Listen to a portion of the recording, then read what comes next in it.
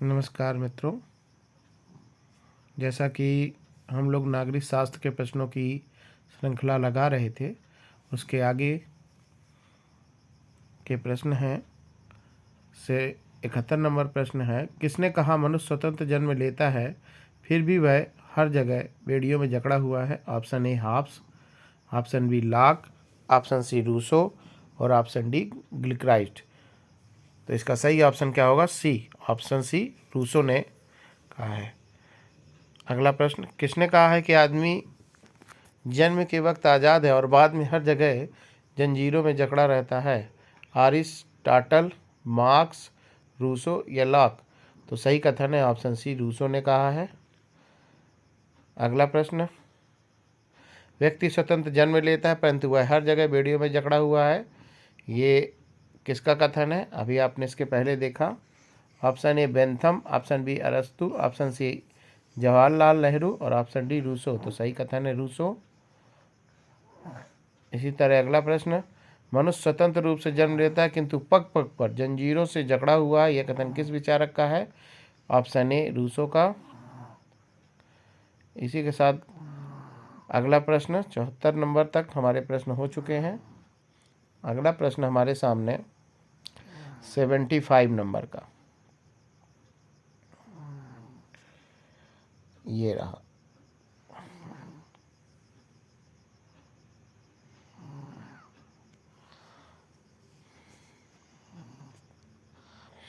किस राजनीतिक चिंतन ने अपनी आत्मकथा में लिखा है कि उसकी मां ने जुड़वा बच्चों को जन्म दिया, स्वयं उसे तथा डर? ये किसका कथन है? जीन जैक रूसो का, थॉमस हाब्स का, जॉन लॉक का, इनमें से कोई नहीं। तो ये सही कथन है थॉमस हाब्स का है, ऑप्शन बी। आप इसकी व्याख्या दे सकते हैं कि थॉमस हाब्स प्रसिद्ध आंग्ल दार्शनिक एवं राजनीतिक विचारक थे जिन्होंने अपनी आत्मकथा में कहा है कि उसकी मां ने जुड़वा बच्चों को जन्म दिया है, स्वयं उसे तथा डर। अगला प्रश्न, निम्नलिखित में से किस विचारक के अनुसार प्राकृतिक अवस्था में मनुष्य बुद्धि या तर्क वितर्क के बजाय भावनाओं से संचालित था? किस विचारक के अनुसार प्राकृतिक अवस्था में मनुष्य बुद्धि या तर्क वितर्क के बजाय भावनाओं से संचालित था? Rousseau, option A, option B Hobbes, option C Locke, option D Bentham. तो सही ऑप्शन है ऑप्शन ए, रूसो के अनुसार प्राकृतिक अवस्था में मनुष्य बुद्धि या तर्क वितर्क के बजाय भावनाओं से संचालित था। आप इसकी व्याख्या देख सकते हैं कि प्रसिद्ध फ्रांसीसी विचारक रूसो ने अपने निबंध discourses on the origin of inequality में प्राकृतिक दशा का अत्यंत मोहक चित्रण किया है, जिसमें मनुष्य सर्वथा सरल, समानतापूर्ण और सुखमय जीवन बिताता है। रूसो के अनुसार सभ्यता के विकास के साथ साथ समाज में विषमताएं उत्पन्न हो जाती हैं। राज्य की उत्पत्ति संपत्ति की रक्षा के लिए होती है, जो विषमता को बढ़ावा देती है। इसी संदर्भ में रूसो ने कहा है कि प्राकृतिक अवस्था में मनुष्य बुद्धि या तर्क वितर्क के बजाय भावनाओं से संचालित था। अगला प्रश्न, किसने रूसो के समान इच्छा के सिद्धांत एवं सामाजिक अनुबंध के नैतिक महत्व को अनुबंध के आध्यात्मिक सिद्धांत में विकसित किया है? Option A Green, option B Bosanquet, option C Kant और ऑप्शन डी हीगल। तो इसका सही ऑप्शन होगा ऑप्शन सी कांट। कांट ने रूसो के समान इच्छा के सिद्धांत और सामाजिक अनुबंध के नैतिक महत्व को अनुबंध के आध्यात्मिक सिद्धांत में विकसित किया है। आप इसकी आप इसकी व्याख्या देख सकते हैं। कांट रूसो की समान इच्छा के सिद्धांत में आस्था रखता है। वह केवल उन्हीं व्यक्तियों को स्वतंत्र मानता है जो नैतिक रूप से स्वतंत्र हों। नैतिक स्वतंत्रता इस बात में निहित है कि शुभ इच्छा के अनुसार कार्य किया जाए। अगला प्रश्न 78 नंबर प्रश्न आपके सामने ये रहा, किसने सामाजिक संविदा सिद्धांत की घटिया इतिहास, घटिया दर्शन, घटिया विधि के रूप में आलोचना की है? Option A Sir Henry Maine, Lord Acton, Hobhouse या मिल?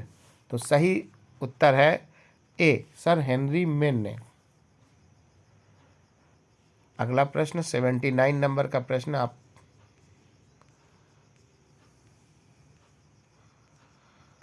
आप इसकी व्याख्या देख सकते हैं। सर हेनरी मैन ने राज्य की उत्पत्ति के समझौता सिद्धांत के आलोचक थे। उन्होंने इस सिद्धांत की घटिया इतिहास, घटिया दर्शन, घटिया विधि के रूप में आलोचना की है। हेनरी मैन ने ब्लंटली ने सामाजिक समझौता सिद्धांत को अत्यंत भयंकर, ग्रीन ने कपोल कल्पना और वुलजे ने सरासर झूठा बताया है। निम्नलिखित में किसे सामाजिक समझौते के विचार को नए रूप में प्रस्तुत करने के लिए श्रेय दिया जाता है? नोजिक, राल्स, ओकसाट, हन्ना अरेंड। तो सही ऑप्शन है ऑप्शन बी, राल्स। निम्नलिखित में किसे सामाजिक समझौते के विचार को नए रूप में प्रस्तुत करने के लिए श्रेय दिया जाता है? Option B, Rawls. John Rawls को सामाजिक समझौते के सिद्धांत को नए रूप में प्रस्तुत करने का श्रेय दिया जाता है। राल्स ने सामाजिक समझौते के सिद्धांत को अपने चिंतन के साथ मिलाकर आगे विकसित करने का कार्य किया है। अगला, निम्न में से किस में राज्य की उत्पत्ति के ऐतिहासिक सिद्धांत के तत्व पाए जाते हैं? रक्त संबंध, धर्म, युद्ध, राजनीतिक चेतना, युद्ध, प्रथाएं, राजतंत्र, प्राकृतिक विधि के समावेश। ऑप्शन सी, राजतंत्र, बल, पारस्परिक समझौते, राजनीतिक नेतृत्व, या रक्त संबंध, संविदा समझौते तथा धर्म अराजकता। इसमें सही ऑप्शन होगा ऑप्शन ए, रक्त संबंध, धर्म, युद्ध, राजनीतिक चेतना। राज्य की उत्पत्ति की सही व्याख्या ऐतिहासिक और विकासवादी सिद्धांत द्वारा की गई है। इस सिद्धांत के अनुसार राज्य का विकास एक लंबे समय से चला आ रहा और आदिकालीन समाज से क्रमिक विकास करते करते इसने वर्तमान राष्ट्रीय राज्य के स्वरूप को प्राप्त किया है। राज्य की उत्पत्ति के ऐतिहासिक सिद्धांत के प्रमुख तत्व हैं रक्त संबंध, मनुष्य की स्वाभाविक सामाजिक प्रवृत्तियां, धर्म, युद्ध, आर्थिक गतिविधियां तथा राजनीतिक चेतना। अन्य महत्वपूर्ण तथ्य, राज्य की उत्पत्ति के ऐतिहासिक समझौते के समर्थक मैकाइवर है। राज्य के दैवी सिद्धांत के प्रमुख समर्थक Jellinek, Gilchrist, Plutarch, Robert Filmer, Louis 14, James प्रथम और सेंट एम्ब्रोज है। राज्य की उत्पत्ति के सामाजिक समझौता सिद्धांत के प्रवर्तक हाब्स, लाक, रूसो हैं। गिलक्राइस के अनुसार राज्य के निर्माण के सभी तत्वों की तय में, जिनमें रक्त संबंध व धर्म भी शामिल है, राजनीतिक चेतना ही सबसे प्रमुख तत्व है।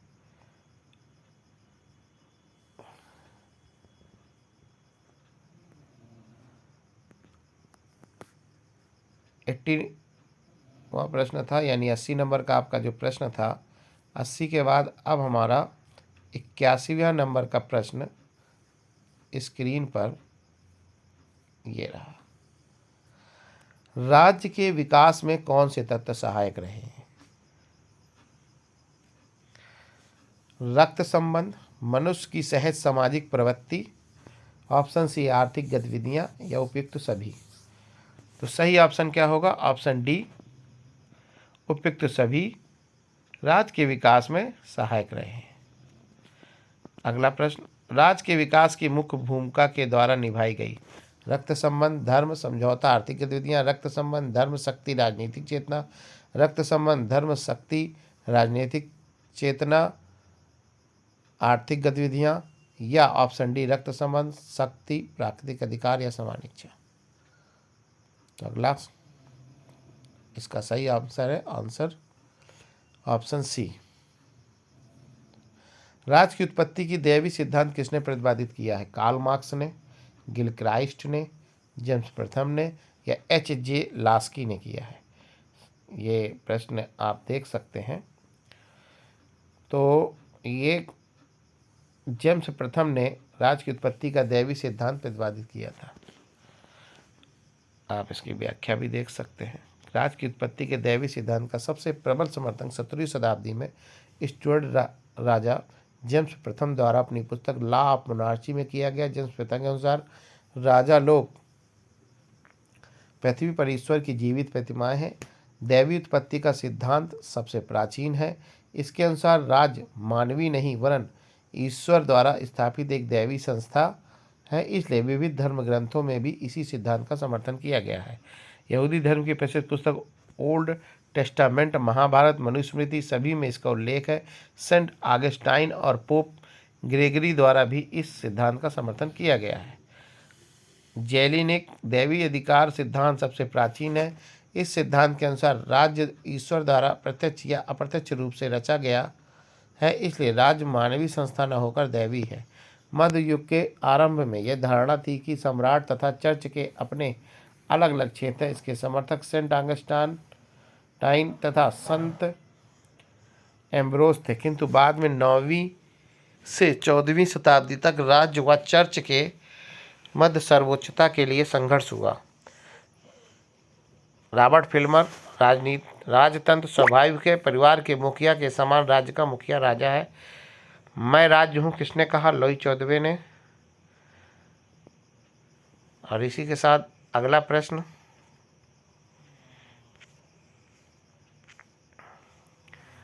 ये रहा।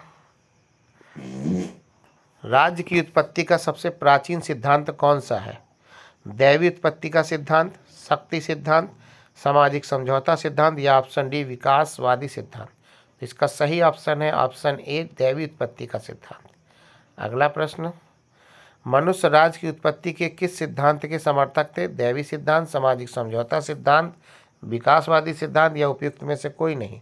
तो सही आंसर है ऑप्शन ए दैवी सिद्धांत के। मनुस्मृति के 7वें अध्याय में राज धर्म का प्रतिपादन करते हुए राज्य की उत्पत्ति के दैवी सिद्धांत का विवेचन किया गया है।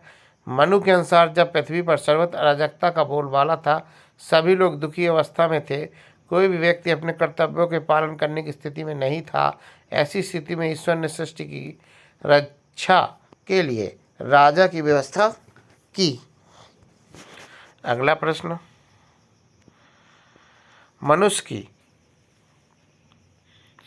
मनु का राज्य की उत्पत्ति का सिद्धांत आधारित है शक्ति पर, दैवी सिद्धांत पर, सामाजिक समझौता पर, विकासवादी सिद्धांत पर? तो सही ऑप्शन ऑप्शन बी है दैवी सिद्धांत पर। अगला, कौटिल्य के राज्य के दैवी सिद्धांत में कितने देवता हैं? 4, ऑप्शन बी 3, ऑप्शन सी 8 या ऑप्शन डी 6? तो सही आंसर होगा ऑप्शन, अब देखते हैं इसमें व्याख्या से। समानता कौटिल्य को राज्य की उत्पत्ति के समझौतावादी सिद्धांत का समर्थक माना जाता है।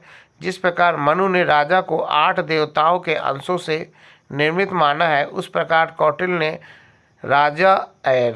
राज्य या राजा के निर्माण में दैवी भूमिका को नहीं माना। कौटिल्य ने राज्य या राजा में को नहीं माना है। तो राजा को 8 देवताओं के अंशों से निर्मित माना है। इसका आंसर क्या होगा कि कौटिल्य के राज्य के दैवी सिद्धांत में कितने देवता हैं? तो आप देख सकते हैं कि 8।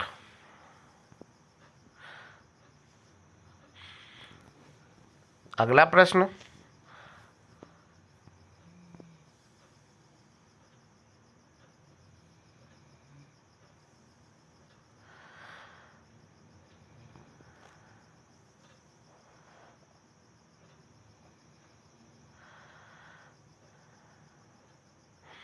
मनु के विराट पुरुष की अवधारणा में राजा के पास कितने देवताओं की शक्ति होती है? Option A 4, option B 7, option C 15, option D 8? तो ऑप्शन डी 8। मनु के विराट पुरुष की अवधारणा में राजा के पास कितने देवताओं की शक्ति होती है? Option D 8। 89वें नंबर का प्रश्न आप देखेंगे।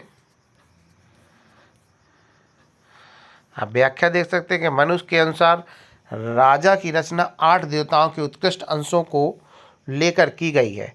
राजा में सूर्य, यम, कुबेर, इंद्र, वरुण, पवन, चंद्र और अग्नि की शक्तियों और तत्वों का समावेश होता है।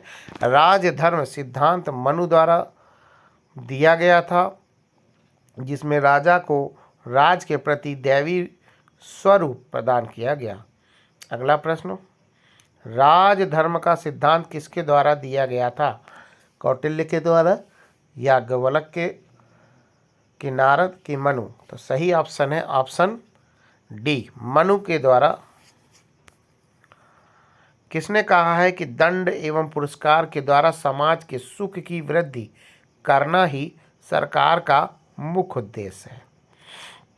ऑप्शन ए जेरेमी बेंथम ने, ऑप्शन बी जे.एस. मिल ने, ऑप्शन सी हीगेल ने या ऑप्शन डी अरस्तु ने?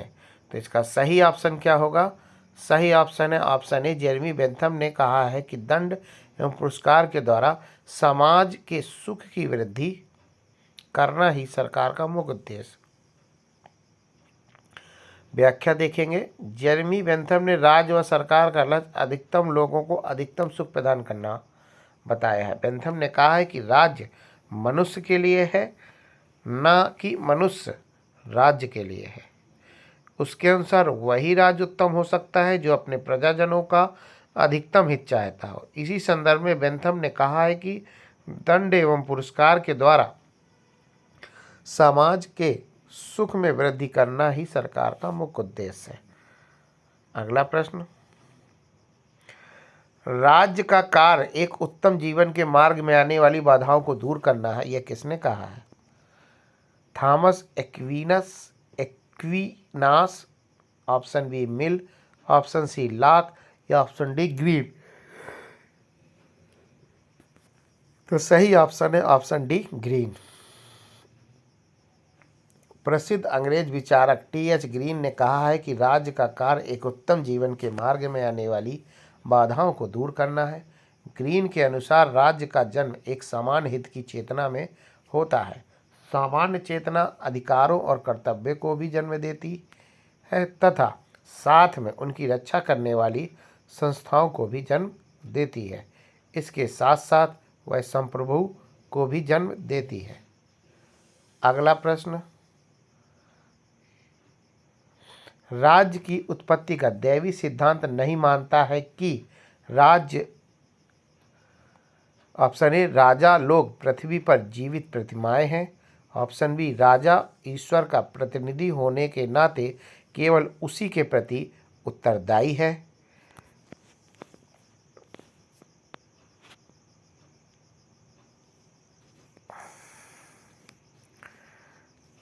ऑप्शन सी राज्य सरकार और वास्तव में सभी संस्थाएं मानवीय चेतना की परिणाम हैं और वे ऐसी कहती हैं जो मानव के नैतिक उद्देश्यों को समझने के फलस्वरूप उत्पन्न नहीं है, या ऑप्शन डी राजा के प्रति विद्रोह की भावना ही ईश्वर के प्रति विद्रोह है और जो ऐसा करेगा उसे मृत्युदंड होगा। तो सही ऑप्शन है ऑप्शन सी।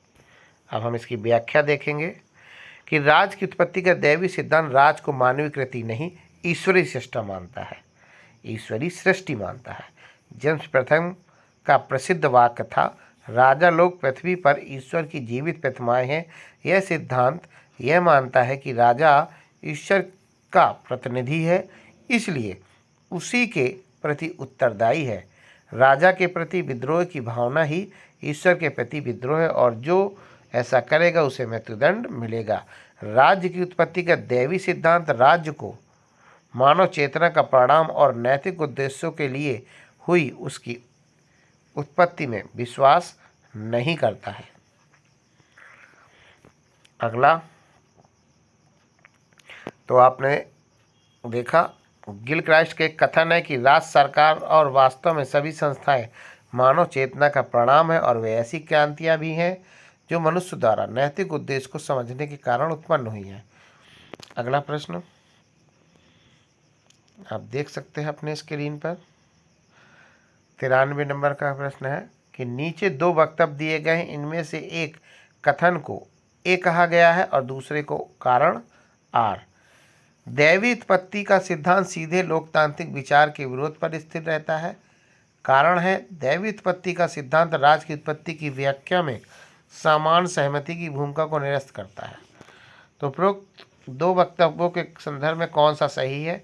ऑप्शन ए तथा आर दोनों सही हैं और आर ए की सही व्याख्या करता है। ऑप्शन बी ए तथा आर दोनों सही हैं लेकिन आर ए की सही व्याख्या नहीं है। तो इसमें कौन सा सही है? ऑप्शन सी ए सही है लेकिन आर गलत है और ऑप्शन डी ए गलत है लेकिन आर सही है। तो इसका सही ऑप्शन है ऑप्शन ए, ये दोनों ही सही हैं और आर ए की सही व्याख्या है। अगला प्रश्न,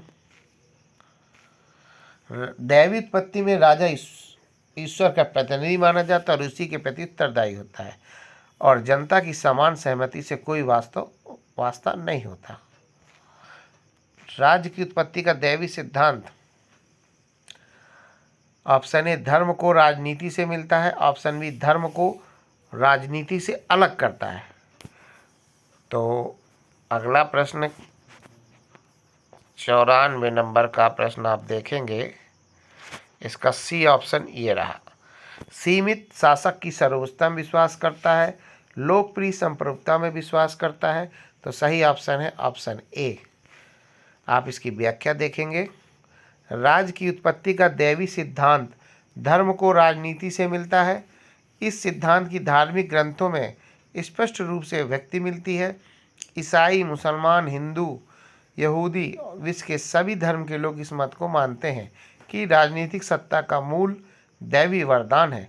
इस प्रकार की धार्मिक मान्यता ने राजा के पद को पवित्र बना दिया, जो इस प्रकार से ईश्वर का प्रतिनिधि बन गया। वह सर्वशक्ति संपन्न हो गया और अपने जाने या अनजाने में किए सभी कृत्यों के लिए केवल ईश्वर के प्रति उत्तरदायी माना गया।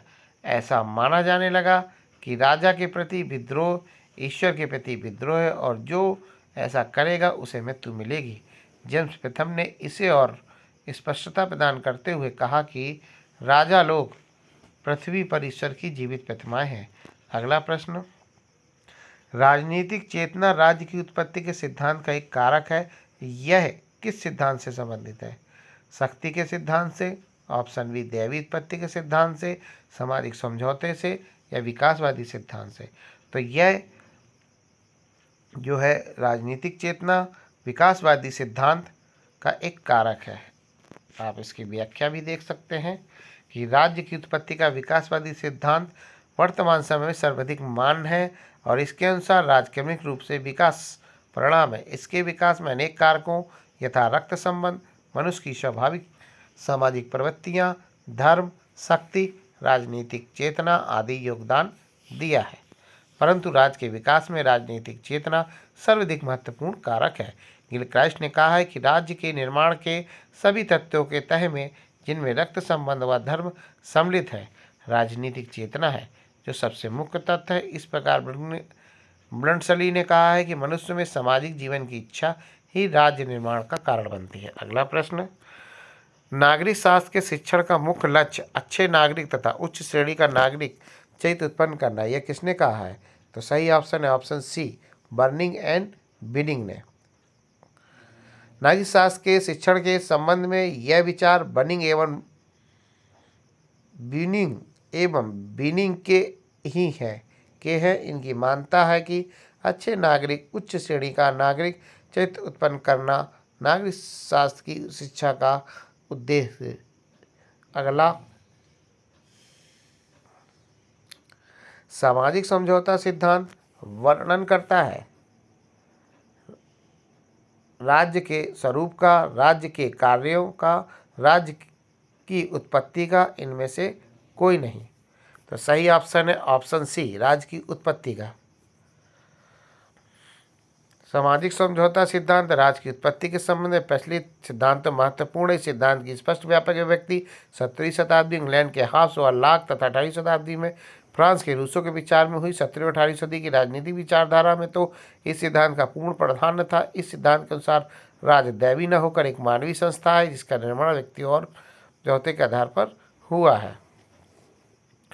राज्य व्यक्ति के स्वार्थों द्वारा प्रचलित एक ऐसे आदान प्रदान का परिणाम है जिससे व्यक्तियों ने उत्तरदायित्व के बदले विशेषाधिकार प्राप्त हुए हैं।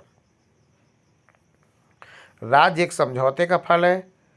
ग्रेसियस ने कहा है मनुष्यों की आदिम अवस्था अशांतिपूर्ण व संघर्षमय थी, इसलिए समझौते द्वारा राज्य संस्था की स्थापना की गई है।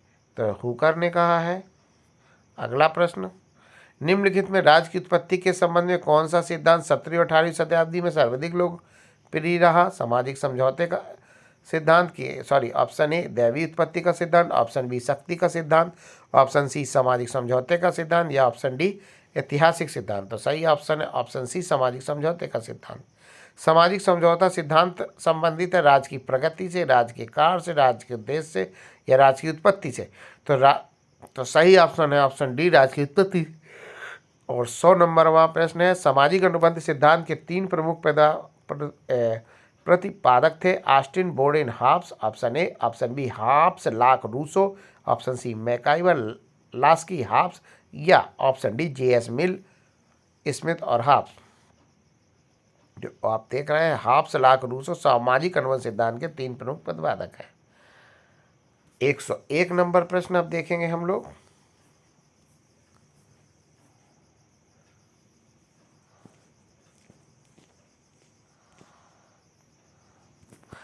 सामाजिक अनुबंध सिद्धांत इससे संबंध रखता है। राज्य का स्वरूप, राज्य का कार्य, राज्य का उद्देश्य या राज्य का मूल। तो ऑप्शन डी राज्य का मूल। हाब्स, लाक एवं रूसो एक मत है क्योंकि राज्य दैवी इच्छा का परिणाम है, राज्य शक्ति का परिणाम है, राज्य समझौते का परिणाम है और राज्य विकास का परिणाम है। तो सही ऑप्शन क्या होगा? ऑप्शन सी राज्य समझौते का परिणाम है। अगला प्रश्न, सामाजिक समझौता सिद्धांत में प्राकृतिक अवस्था का आशय है राज्य के निर्माण में प्रकृति का योगदान। ऑप्शन बी राज्य के निर्माण के पूर्व की अवस्थाएं। ऑप्शन सी राज्य की प्रकृति का अध्ययन या ऑप्शन डी उपयुक्त में से कोई नहीं। तो सही ऑप्शन है ऑप्शन बी। आप इसकी व्याख्या यहाँ देख सकते हैं। अगला प्रश्न, सामाजिक समझौता सिद्धांत मूलतः चाहता है राजनीतिक दायित्व के आधार को समझाना, यथास्थिति के औचित्य को बताना, राज्य की उत्पत्ति के ऐतिहासिक उद्गम की व्याख्या करना या ऑप्शन डी उपयुक्त में से कोई नहीं। सही ऑप्शन है ऑप्शन ए राजनीतिक दायित्व के आधार को समझाना। सामाजिक समझौता सिद्धांत मूलतः राज्य और शक्ति के पारस्परिक संबंधों को व्याख्यायित करता है। इसका उद्देश्य समझौते के स्वरूप, सीमा और लक्ष्य को स्पष्ट करना है। राज्य का व्यक्ति के प्रति या व्यक्ति का राज्य के प्रति दायित्व है। दायित्व क्या है? अगला,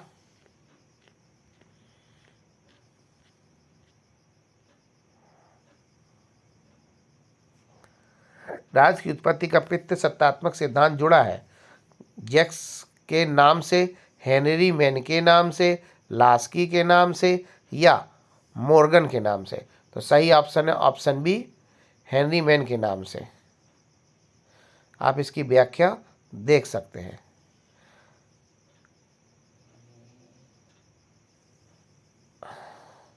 अगला, पितृसत्तात्मक सिद्धांत का कौन प्रबल समर्थक था? Henry man, Henry Lawrence, crab, उपयुक्त में से कोई नहीं। तो हेनरी मैन पितृसत्तात्मक सिद्धांत का प्रबल समर्थक था।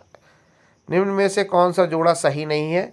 दैवी उत्पत्ति का सिद्धांत जेम्स प्रथम, शक्ति का सिद्धांत ओपेनहाइमर, पितृसत्तात्मक मैकलेनान, मात्र सत्तात्मक जेनकश।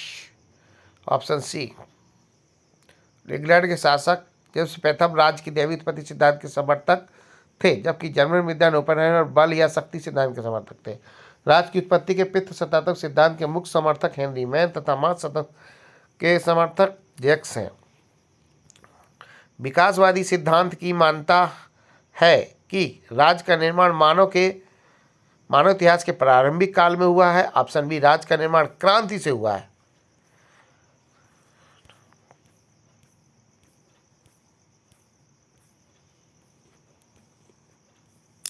और ऑप्शन सी राज्य का निर्माण 14वीं शताब्दी में हुआ है और राज्य विकास की मंद प्रक्रिया का परिणाम है। तो ऑप्शन डी इसका सही आंसर है। आप इसकी व्याख्या देख सकते हैं कि राज्य की उत्पत्ति के विकासवादी या ऐतिहासिक सिद्धांत राज्य को अन्य मानव संस्थाओं की भांति ऐतिहासिक विकास का परिणाम मानता है। आप व्याख्या देख सकते हैं। अगला प्रश्न, सूची 1 को सूची 2 से सम्मिलित कीजिए। हाब्स पितृसत्तात्मक, Robert Filmer Leviathan, Rousseau civil सरकार पर ट्रीटीज और जॉन लॉक इमानुएल। तो सही ऑप्शन क्या होगा? तो इसका सही ऑप्शन ए है। आप इसका मिलान देख सकते हैं। हाब्स लेवियाथन, रॉबर्ट फिल्मर पितृसत्तात्मक, रूसो इमानुएल और जॉन लॉक सिविल सरकार पर ट्रीटीज। अगला, राज्य ही नगर था और चर्च भी। यह वाक्य किस व्यवस्था का विवरण देता है? स्विच कैंटनों का, पेरिस नगर का, यूनानी नगरों का, फ्रांसीसी नगरों का। तो सही ऑप्शन है ऑप्शन सी यूनानी नगरों का, कि राज्य ही नगर है और चर्च भी। व्याख्या आप देख सकते हैं। और इसी के साथ अगला प्रश्न आपकी स्क्रीन पर ये रहा कि यह किसने कहा कि कला विज्ञान के विकास ने मानव को भ्रष्ट कर दिया है? Option A Rousseau, option B Dante, option C Marx या ऑप्शन डी लास्की। तो सही ऑप्शन है रूसो। रूसो ने कहा है कि कला विज्ञान के विकास ने मानव को भ्रष्ट कर दिया है। Thank you.